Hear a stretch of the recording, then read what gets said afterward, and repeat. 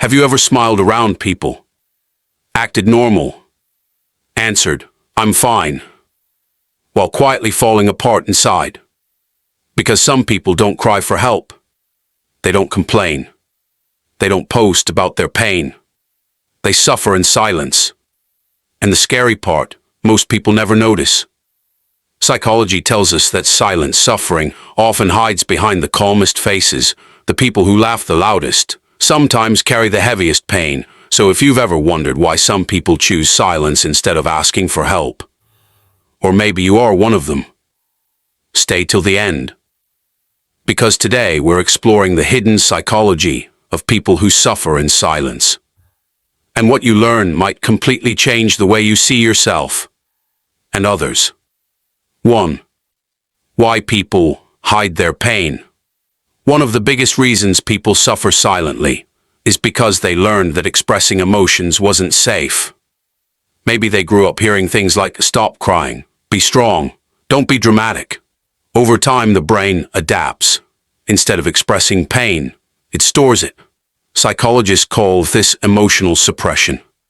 And while it may look like strength from the outside, inside it creates emotional pressure.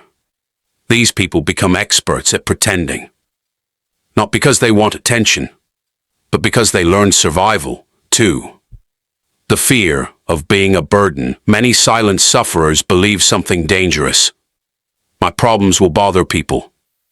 So instead of asking for support, they isolate. They convince themselves that everyone else has bigger problems. This creates a cycle. The more pain grows, the quieter they become, and eventually, silence becomes their comfort zone. What looks like independence may actually be emotional loneliness. 3. High-functioning pain. Here's something most people don't understand. Not all suffering looks obvious. Some people go to work, study, smile, post online, take care of others, and still struggle every day. This is what psychologists sometimes describe as high-functioning emotional distress. Because pain doesn't always stop people from functioning. Sometimes it teaches them how to hide better. That's why the strongest-looking person in the room may secretly be exhausted. 4. Why silent people overthink more. When emotions stay inside, they don't disappear. They turn into thoughts. Overthinking becomes the brain's way of processing unspoken emotions. Silent sufferers replay conversations. Analyze everything. Imagine worst-case scenarios.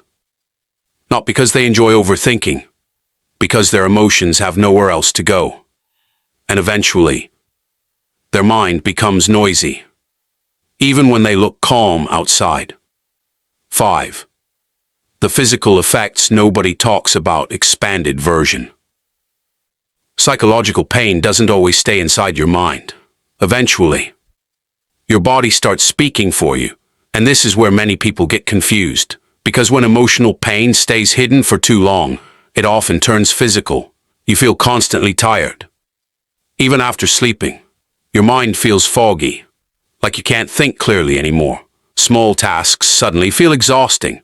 You lose motivation for things you once enjoyed. Your body feels heavy, your energy disappears, and sometimes, you don't even realize stress is the reason. Chronic emotional stress keeps your nervous system active for too long. Your brain stays in survival mode, and when survival mode becomes normal, your body pays the price. You may notice headaches, muscle tension, chest tightness, digestive issues, restlessness, or trouble sleeping at night while feeling exhausted during the day.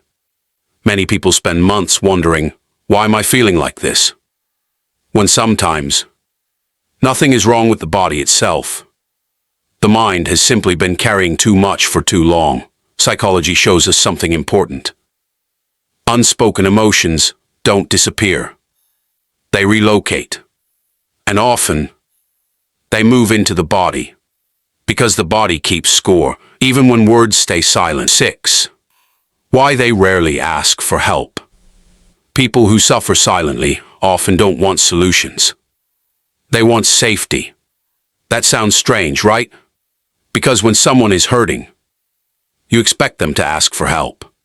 But psychology shows something different. Many silent sufferers aren't afraid of pain.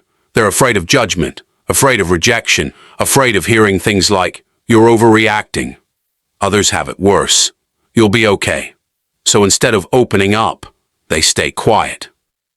Not because they trust nobody, but because trusting people feels risky.